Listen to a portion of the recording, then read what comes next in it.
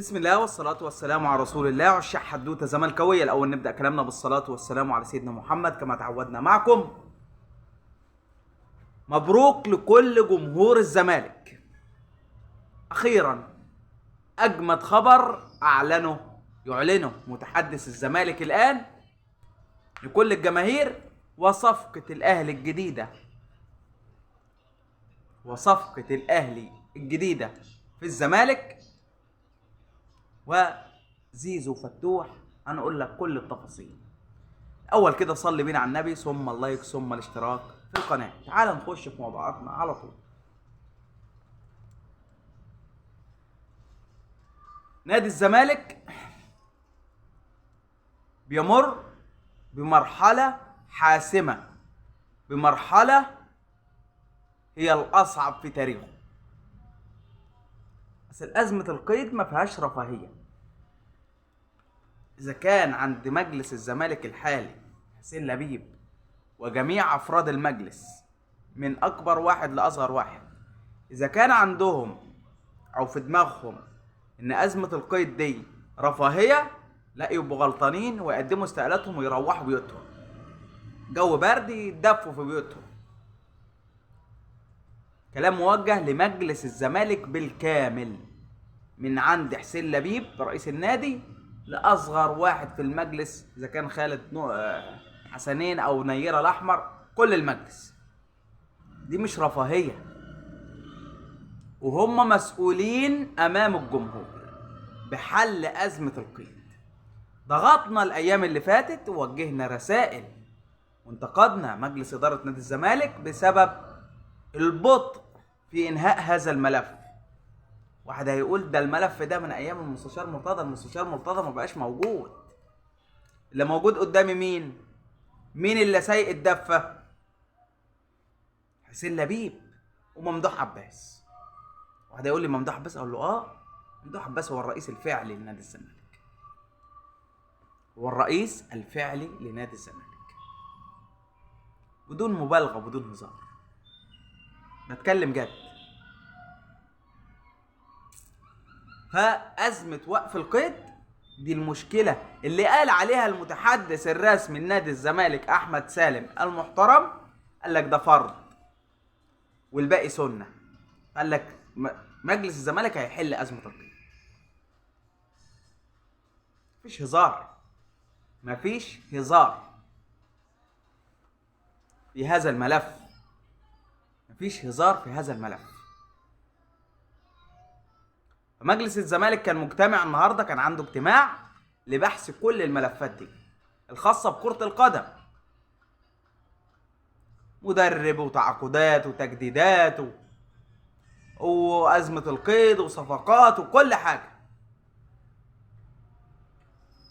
انتهوا لايه؟ هنقول لك دلوقتي.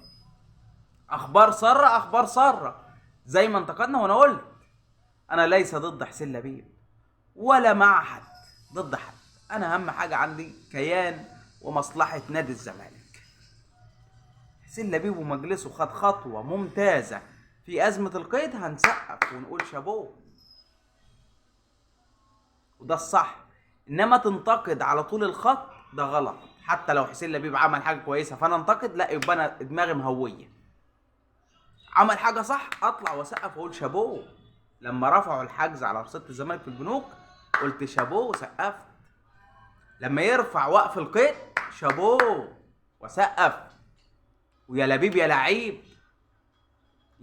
لعيب، لما يجيب لي 5-6 صفقات حلوين هشيد بالمجلس. هو ده الصح. انما انتقد على طول الخط او اطبل على طول الخط، لا خالص. مهما كان مين اللي ماسك في نادي الزمالك، مش على راسنا بطحه، خالص. موضوع منتهي.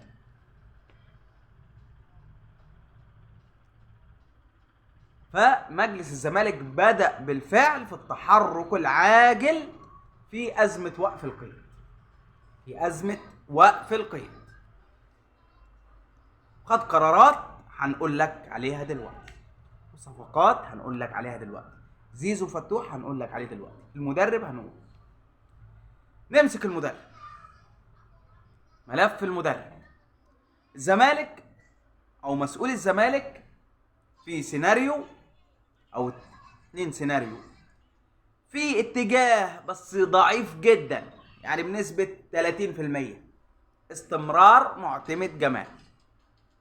مع احترامنا للكابتن معتمد جمال، مع احترامنا الشديد ليه، جه في وقت صعب، وقف لقيده وسكواد يعني متدمر، لكن الراجل هي دي امكانياته.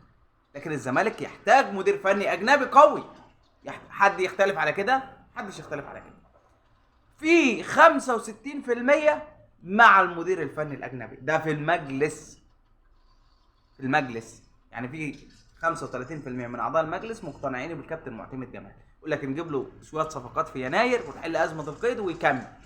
وفي 65% لا، مع المدير الفني الاجنبي. انا مع المدير الفني الاجنبي، وجهه نظري المدير الفني الاجنبي، لان اللاعب المصري او الفرقه المصريه زي الاهلي والزمالك ما بينفعش معاه المدرب ابن النادي او المدرب المصري. عايز الخواجه ابو برنيطه. الخواجه ابو برنيطه هو اللي يسلك معاه، يبقى في صرامه وشده وحزم وظبط وربط. مفيش لعيبه تسهر، مفيش لعيبه تتاخر على التدريب، كله بالثانيه وبالدقيقه مع الاجنبي، ما بيعرفش حد. فالاتجاه الاغلب لدى مجلس الزمالك وقرروا النهارده هو التعاقد مع مدير فني اجنبي جديد. تعاقد مع مدير فني جديد،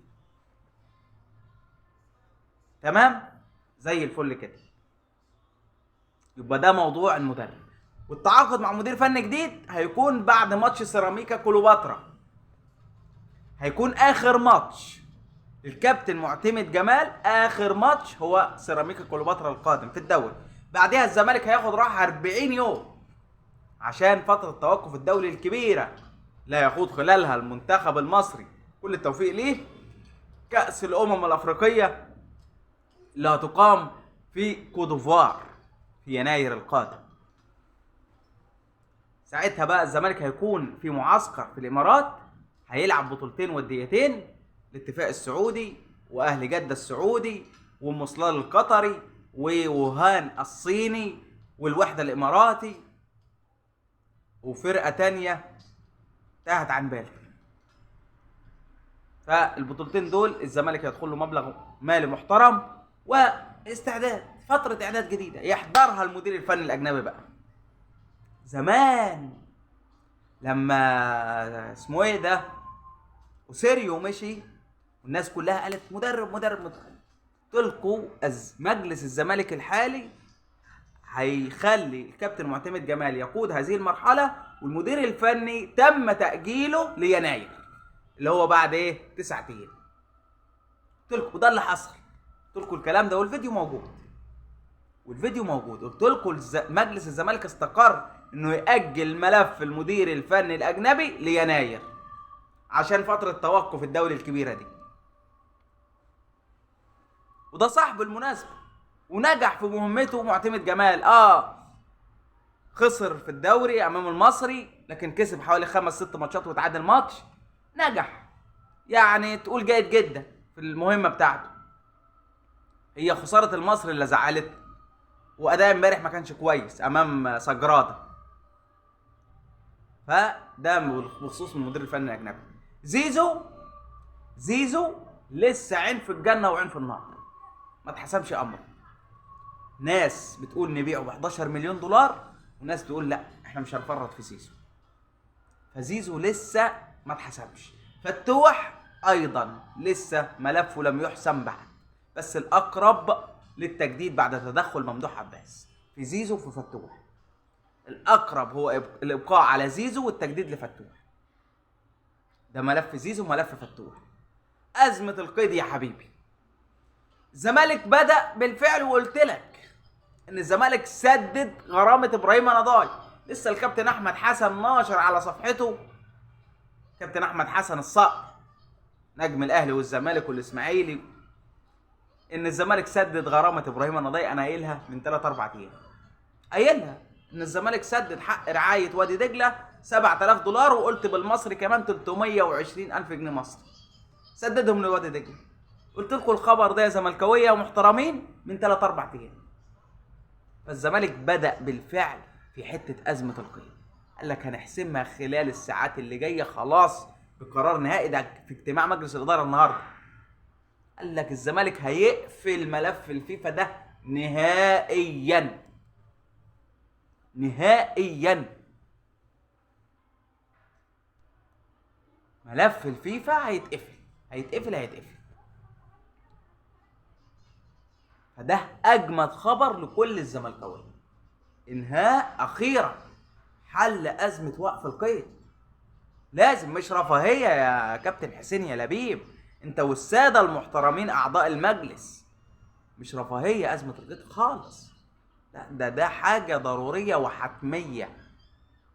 لازم ارفع وقف القيد عشان اجيب صفقات، عشان ادعم الفرقه بصفقات في يناير، انقذ الموسم.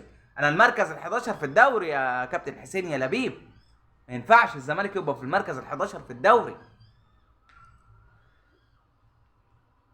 صفقه الاهلي الجديده، فقرارات مجلس الاداره، المدرب الاجنبي خلاص هيتم التعاقد مع مدير فني اجنبي خلال الفتره اللي جايه. زيزو لم يحسم بعد، عين في الجنه وعين في النار زي ما قلت لك. فتوح الاقرب للتجديد بعد تدخل عباس. ازمه القيد ستحل. عندي 4 قرارات اهو، مع الصفقات 5 والتجديدات وصرف المستحقات.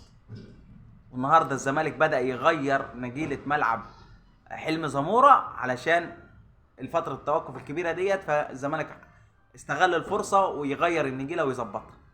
ده حاجه كويسه عشان ايه؟ الاصابات والكلام ده، النجيله ممكن تاثر وتصيب بعدد كبير من اللاعبين. فدي قرارات المجلس اللي اجتمعوا النهارده في نادي الزمالك. صفقه الاهلي الجديده توقع للزمالك. الاهلي مموت نفسه على عمر كمال عبد الواحد. الزمالك برضه مش راضي يرمي الفوطه، مش راضي يرمي المنديل زي ما بيقولوا، او مش راضي يرفع الرايه البيضاء، لا، مصمم على عمر كمال عبد الواحد. فعمر كمال عبد الواحد وفي احمد نبيل حواش نجم المنتخب الاولمبي، ده ايضا في حسابات الزمالك. احمد نبيل حواش بالاضافه لمحمود صابر مدافع المنتخب الاولمبي ومدافع نادي بيراميدز، ومحمد رضا بوبو. في كذا صفقه الزمالك بيتكلم عليها، بس نخلص من ازمه وقف القيد. ده القرار او الخبر اللي هيسعد كل قلوب الزملكاويه. دمتم في امان الله، والسلام عليكم ورحمه الله وبركاته.